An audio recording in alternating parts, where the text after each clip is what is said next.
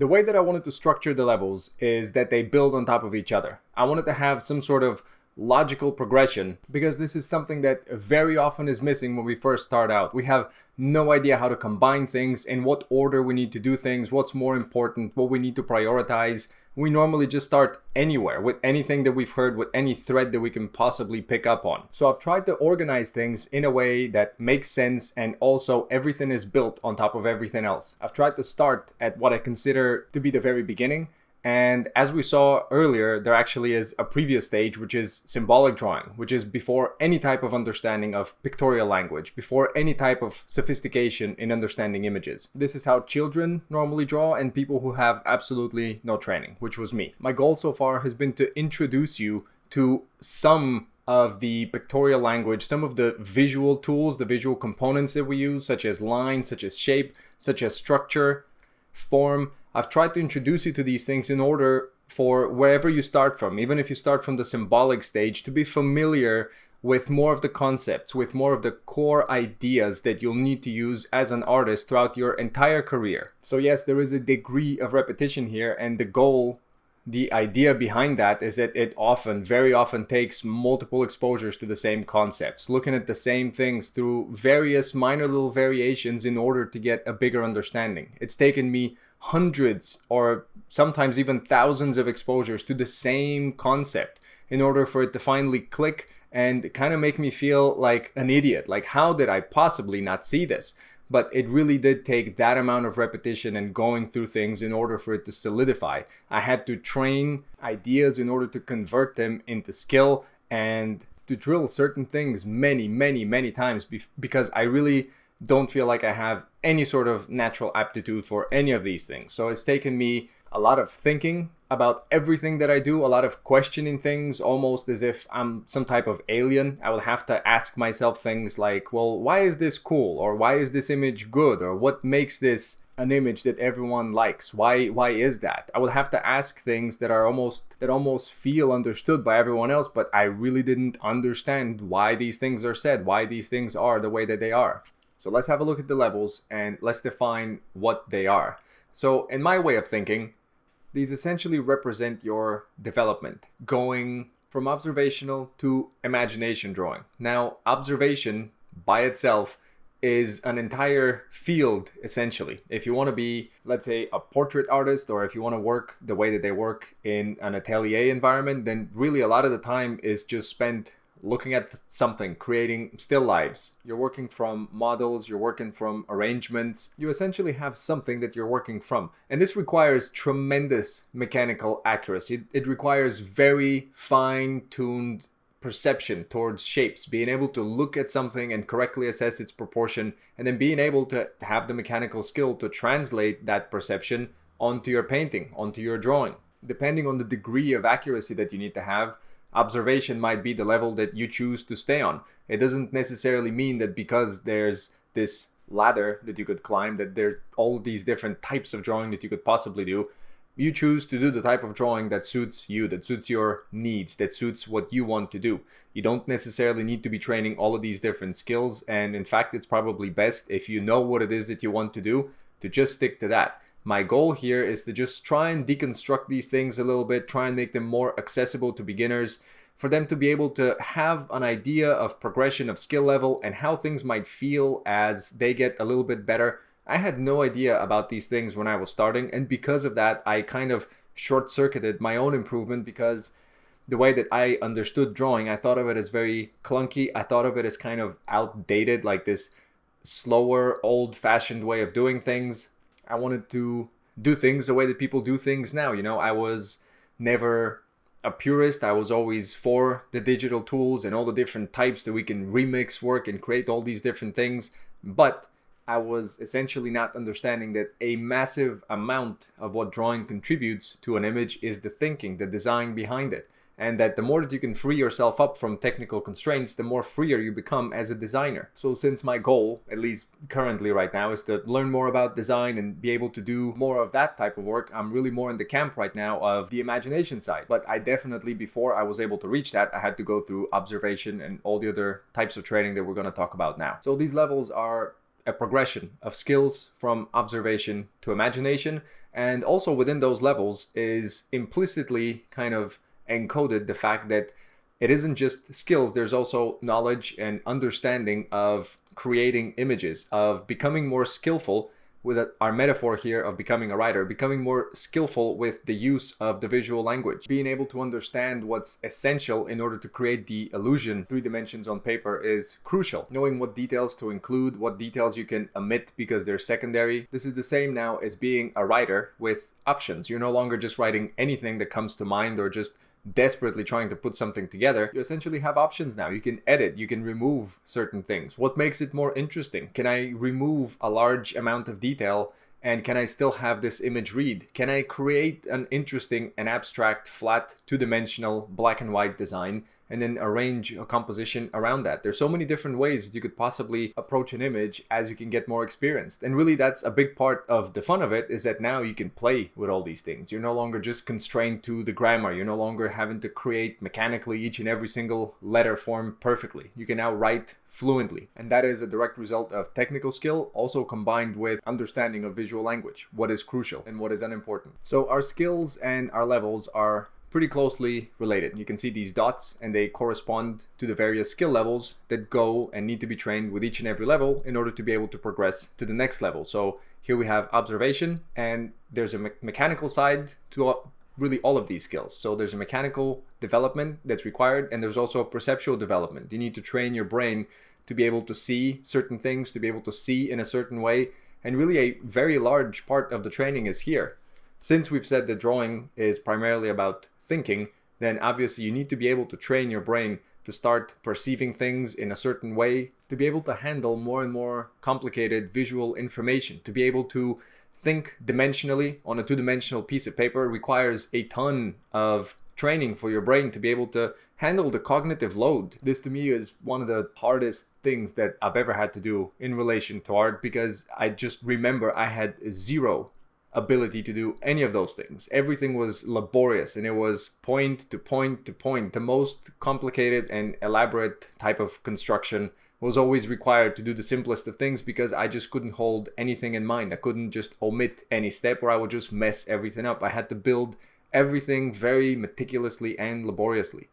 So it's no wonder that I misunderstood drawing, because if that's what it was supposed to be like, I'd rather go and do 3D software instead. I'd rather do sculpting instead of drawing figures, let's say, and I would rather go and do 3D modeling instead of having to do box forms and draw out buildings, which would be such a major hassle, the way that I was doing things. And the way that I see going through these levels isn't that you go level 1, level 2, level 3. Yes, I've graduated to level 4 and 7. It's not like you talk to your friend and like, yes, I'm level 5 drawing right now, thank you, how are you?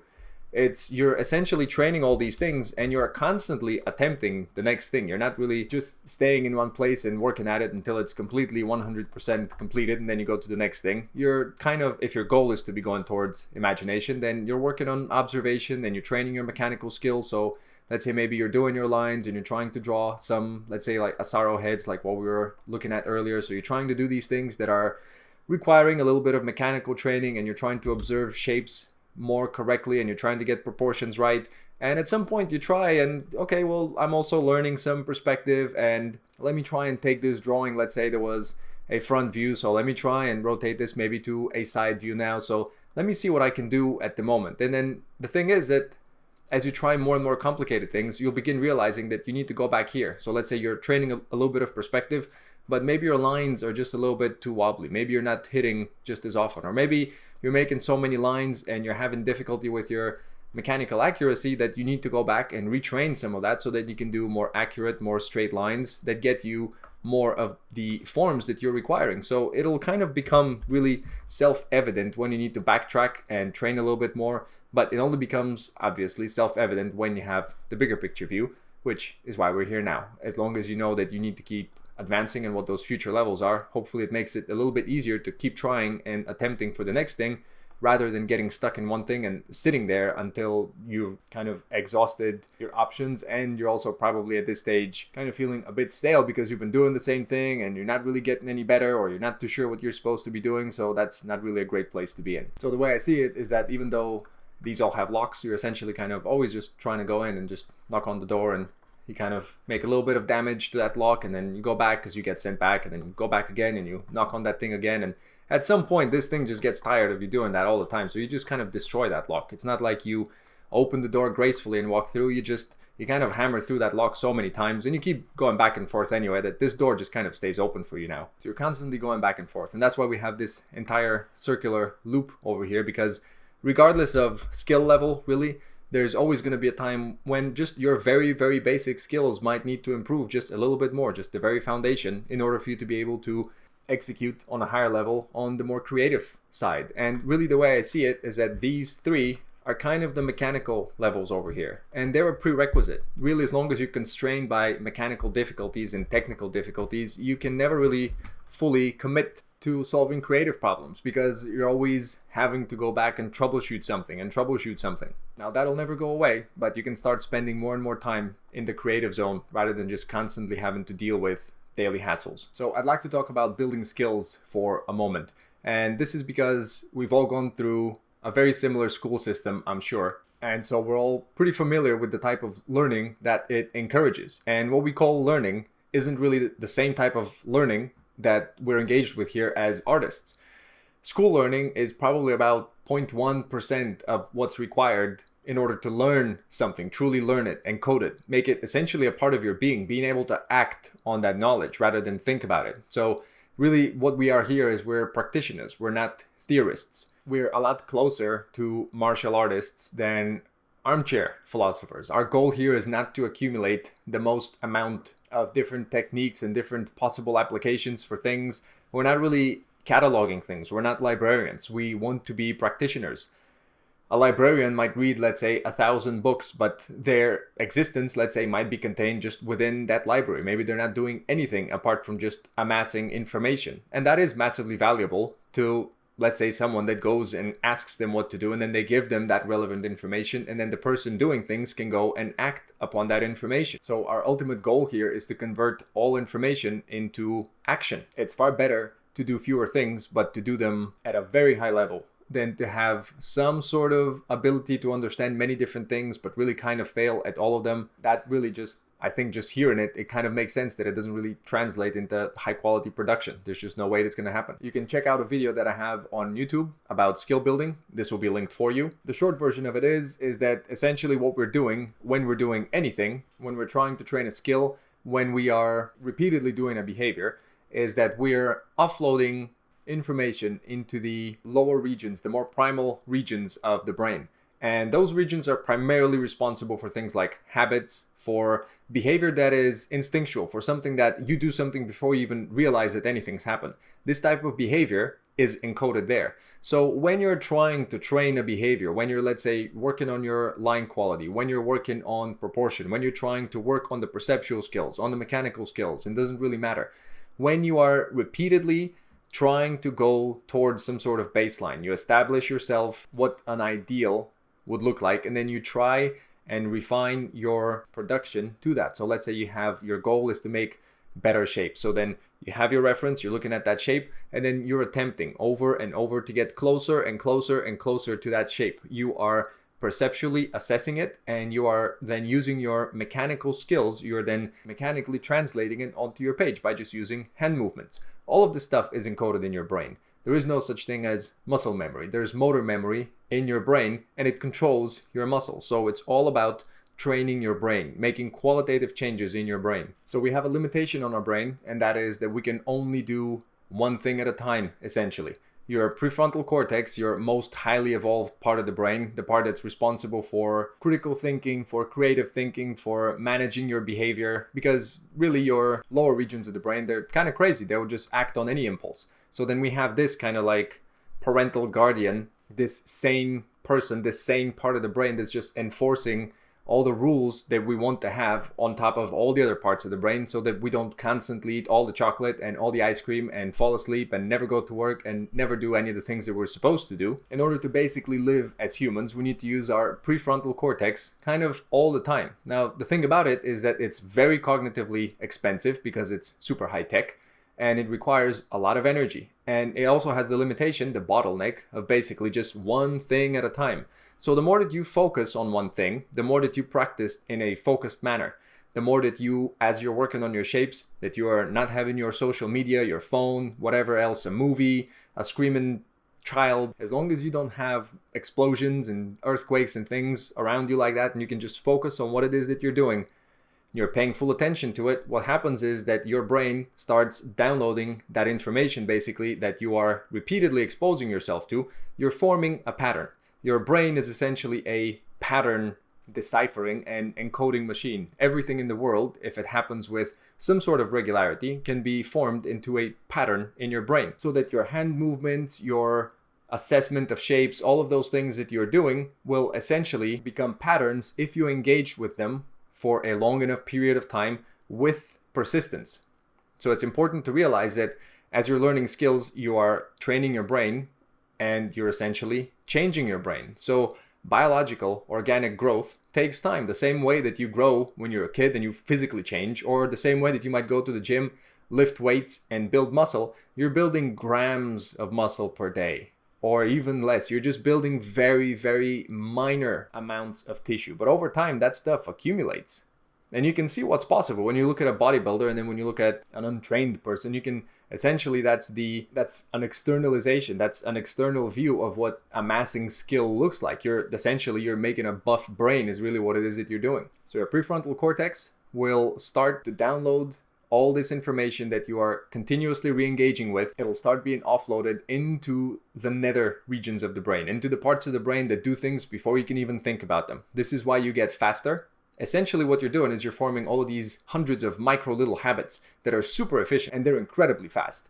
They say that your unconscious brain in relation to your conscious brain, its processing power is like the most advanced supercomputer versus, let's say, maybe a very poorly programmed VCR or something like that. Your lower regions of the brain have far more speed, have far more power in execution when it comes to these repetitive patterns. So they are the supercomputer, and your prefrontal cortex in terms of speed and execution ability is just the crappy VCR with the blinking time that you can't even program. That is why we need to essentially take our crappy VCRs, and this is what we have to work with, and we need to put boundaries in place of behavior that we just don't do. We don't turn on entertainment, we don't have too many things happening. We kind of sit ourselves down and we make ourselves do these things to just re-engage them in a disciplined way. This is practice. This does require effort from you. But I think it's far easier to do that, to do the hard stuff, when you realize that what it is that you're doing is you're doing bicep curls, you're doing bench presses, you are growing your brain each and every time that you sit down to practice, and you do it deliberately.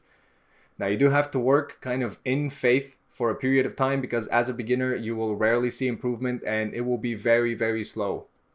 You need to amass quite a bit of skill beforehand before you start seeing any sort of major progress, any type of compound interest of your learning, that one skill now makes another skill better, and then you can do things in this type of way or in this type of way. You can do outline or you can do tone directly.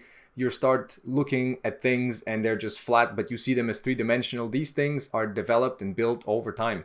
And you need to work without necessarily seeing much improvement, but you need to be there each and every day. Show up the same that you would for any other practice, and trust the fact that if you're doing things in an engaged manner and just basically with good work ethic, you will be getting better.